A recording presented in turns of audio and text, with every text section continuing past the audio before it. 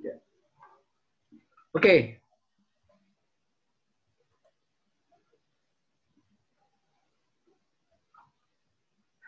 Siapapun bisa menjadi pemimpin, tetapi tidak semua pemimpin memiliki jiwa kepemimpinan. Sekali lagi, semua bisa jadi pemimpin, tetapi tidak semua pemimpin memiliki jiwa kepemimpinan. Ya, Anda bisa memimpin, tapi belum tentu bisa memiliki. Jadi kepemimpinan itu adanya di dalam jiwa. Gitu. Jadi kalau kita ngomongin di sini, ini teoretikal banget, gitu ya. Ini teoretis banget, gitu. Padahal prakteknya akan berbeda dan itu adanya di dalam jiwa, artinya mental kalian. Kalau mentalnya udah mimpin ya pasti memimpin. Tapi kalau mentalnya ekor ya jadi ekor aja. Mentalnya tangan ya tangan aja gitu. Jadi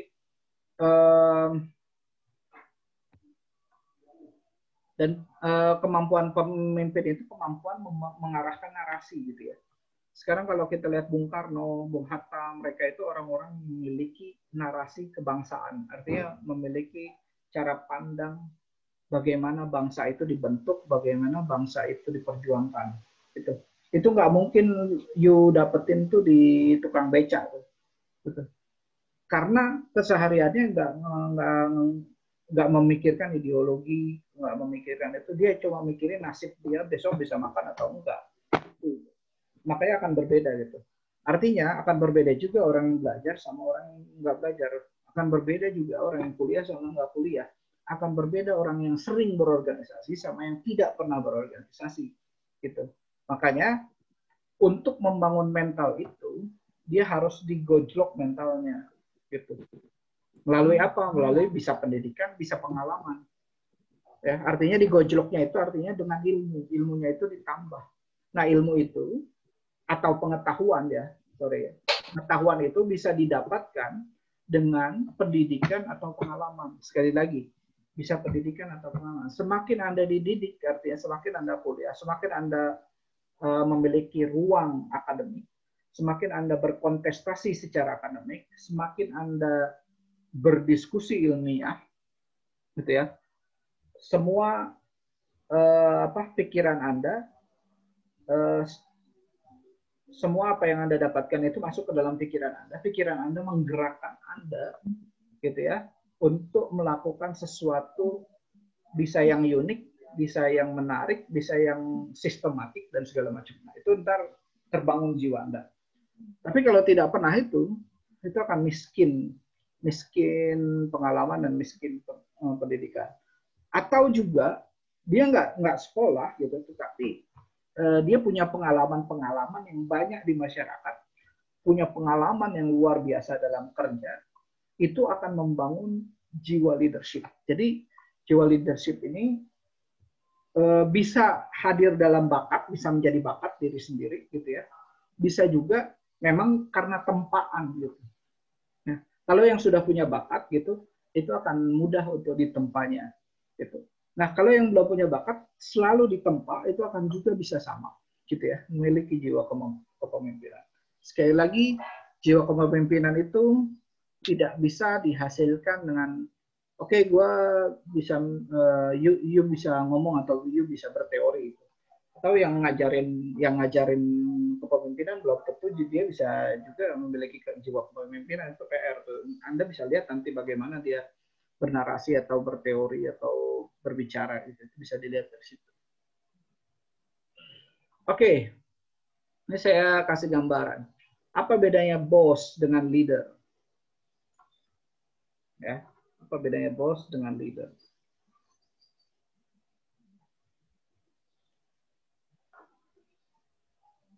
Sedikit gambaran untuk Anda. Bos itu say I, leader itu say we. Oke. Kalau dia mengatakan kami akan melakukan itu. Tapi kalau saya yang melakukan itu, nah itu bisa dilihat, he is a boss man. Itu. Leader itu lihat, kalau saya kasih gambaran, dia memikul beban bersama-sama, bahkan dia yang mimpin di awal. Dia yang memimpin, dia paling terdepan untuk hal. Nah, dia mengajak rekan-rekannya, teman-temannya, untuk sama menarik misinya. Gitu ya. Menarik misinya, mau seperti apa, mau ke arah mana. Tapi bos dia memerintah orang yang bekerja. Ya. Bos dia yang memerintah orang yang bekerja. Nah, so please, menjadi leader adalah berbeda dengan menjadi bos, gitu ya. Nah, kepemimpinan adalah proses di mana individu mempengaruhi sekelompok individu untuk mencapai tujuan bersama. Sekali lagi, ini adalah proses memengaruhi orang. Proses memengaruhi orang. Nah, orang itu dipengaruhi bisa dengan beberapa cara. Kata kunci yang paling utama adalah komunikasi yang efektif atau komunikasi yang dominan, gitu ya. Ketika melakukan untuk kita bisa memengaruhi orang atau kita apa sih namanya mengajak orang gitu ya untuk melakukan hal ini bersama-sama, itu harus memiliki komunikasi yang baik, kemudian juga cara pandang atau narasi yang baik. Tetapi sekali lagi memengaruhi untuk bersama-sama melakukan tujuan yang sama. Sekali lagi, bukan memengaruhi untuk lu yang kerja, gue yang enggak. Nah, itu berbeda tuh. Itu namanya ngibulin, ngadalin ya, berbeda. Itu. Sama juga seperti marketing sih. Kata kuncinya dia memengaruhi orang untuk dia beli gitu. Tetapi dengan kata kunci produk yang dia dijual itu memang sesuai dengan apa yang diomongin. Nah, ini banyaknya marketing itu dia ngejual nggak sesuai yang dia omongin tuh, gitu. Nah, itu perbedaan marketing dengan selling itu sales ya, sales gitu. Jadi dia itu mempengaruhi orang untuk membeli. Kalau marketing itu bagaimana mendesain atau menginformasikan produk dia dengan berbagai cara, kemudian masuk ke selling gitu ya, itu marketing. It's different. Oke, kita lanjut.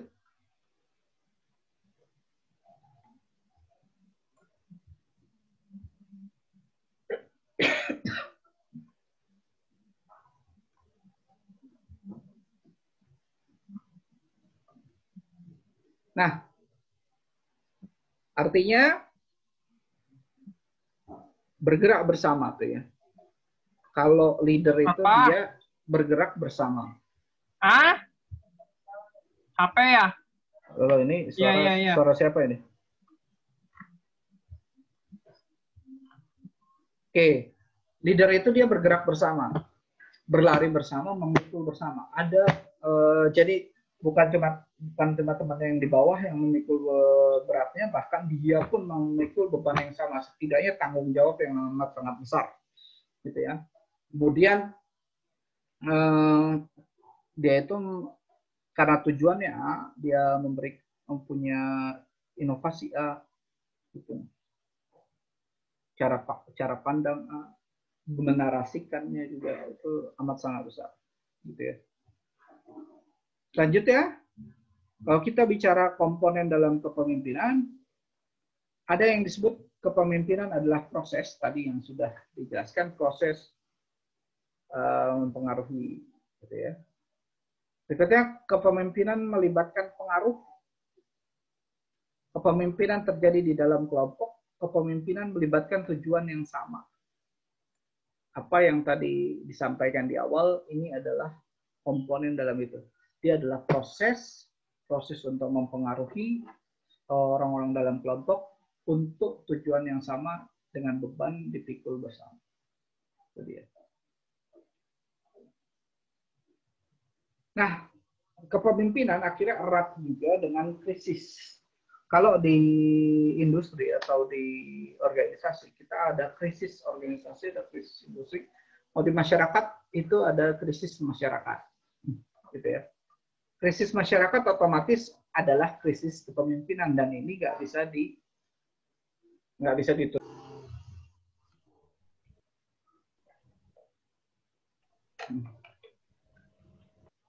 Oke, sorry ada sedikit trouble ya. Type lagi.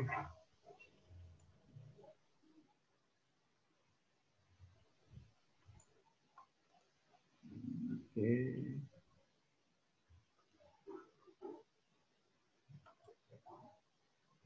Oke.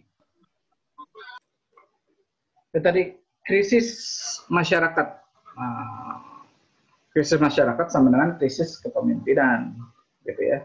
Karena itu kepemimpinan erat berkaitannya dengan pemberdayaan sebuah organisasi, komunitas, dan atau masyarakat. Nah, kepemimpinan yang diharapkan adalah kepemimpinan yang memberdayakan orang, gitu. Bukan apa sih namanya? Memberdayakan ya, berbeda.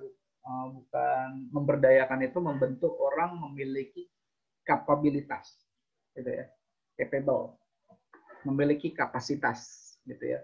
Bukan ngerjain orang, berbeda. Memberdayakan gitu. Atau apa sih namanya, kalau bahasa kita tuh, oh dia kita berdayain, kita daya guna gitu, kita guna-guna gitu, kita gunakan gitu. Kita peras gitu. Nah, itu berbeda. Nah, ini kalau ada di masyarakat berarti kita ada krisis kepemimpinan. Apakah pemimpin di daerah atau pemimpin di sub daerah, atau kepemimpinan justru kepemimpinan atas, kepemimpinan nasional. Nah, ketika ada krisis ini, baik itu kemiskinan, kelaparan, gitu ya, susah ekonomi, kemudian krisis antar ras atau krisis yang lainnya, itu erat dengan kaitannya dengan krisis kepemimpinan. Ya. Oke, kita lanjut lagi.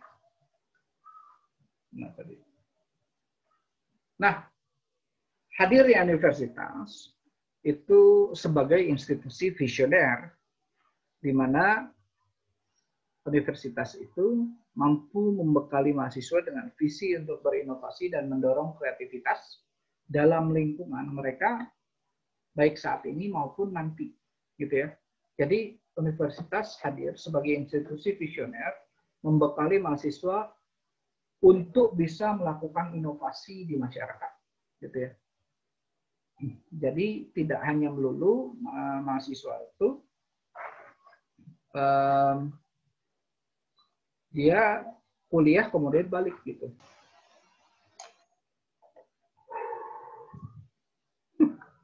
Oke, ini kita koneksi nggak stabil ya.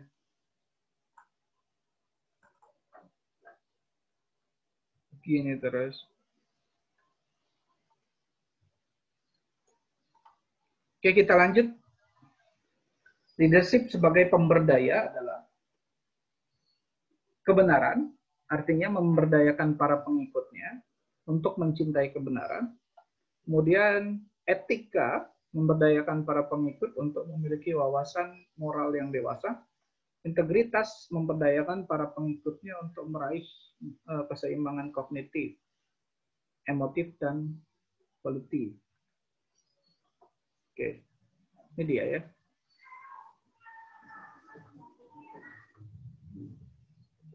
Nah, 4 pemberdayaan, pemberdayaan membutuhkan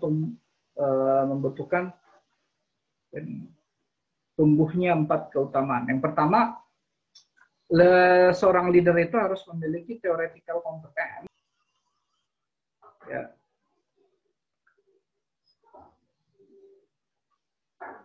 Nah, kata kunci dari apa sih ini namanya? Kata kunci dari pemberdayaan itu adalah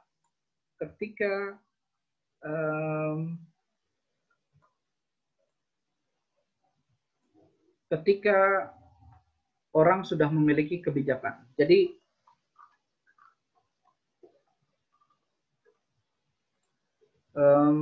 apa sih namanya? Jadi kalau misalnya seorang leader itu nanti ketika dia memiliki kebijaksanaan, wisdom ya, itu adalah hal yang paling tinggi, kebijaksanaan, gitu ya. Makanya kebijaksanaan dalam permusyawaratan perwakilan, kebijaksanaan, theoretical competence, technical competence, spiritual dispositions, tapi ujung-ujungnya adalah wisdom. Oke. Teman-teman, saya rasa mungkin kita stop di sini dulu. Mohon maaf apa namanya?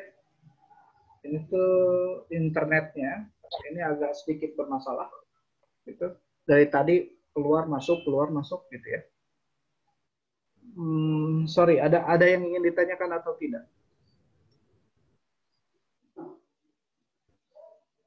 Kalau tidak ada, Mau nanya Pak, oke ya, silakan. masalah absen di mana Pak? Absen, oke, saya udah siapin Google Form sebenarnya. Tuh Anda, wait moment.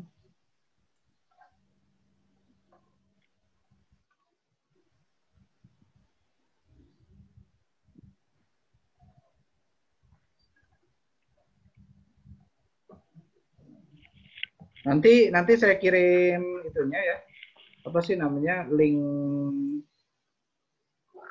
ininya. Kalau nggak salah kalian udah isi ya? Link itunya ya. Sorry. Google Form-nya udah Google Form Pak. Google Form tadi udah Pak. Oke. Absen berarti kita save, ada Google Form, di situ juga nanti Udah. isi, gitu ya. Jadi tidak perlu khawatir, yang penting sudah ada ininya, ada buktinya bahwa kalian sudah mengisi, gitu. Ini tapi di sini partisipan ada 27, berarti satu orang yang kurang, gitu ya. Oke, cukup sampai di sini untuk pertemuan pertama. Aku lagi pakai HP mama, terus aku lagi on ini apa? Ini yang ditanya.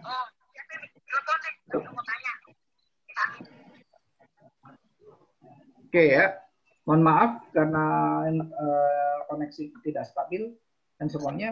Mudah-mudahan nanti di pertemuan berikutnya kita bisa lebih mudah untuk kita kuliah lagi lanjutan.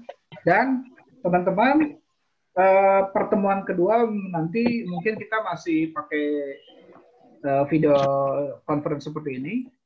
Dan nanti baru setelahnya saya akan berikan kalian untuk grup ya. Untuk grup presentasi gitu ya. Sini totalnya mungkin sampai ada 28 ya. Ada 28 orang, nanti saya bagi-bagi. Kemudian nanti kita buat breakout room untuk kita kalian masing-masing presentasi. Oke. Ya Pak. Itu saja karena kondisi yang tidak ini. Jadi saya cut sampai di sini. Kalaupun ada pertanyaan atau apa, kita bisa lanjut di WhatsApp group ya. Oke, terima kasih. Selamat siang.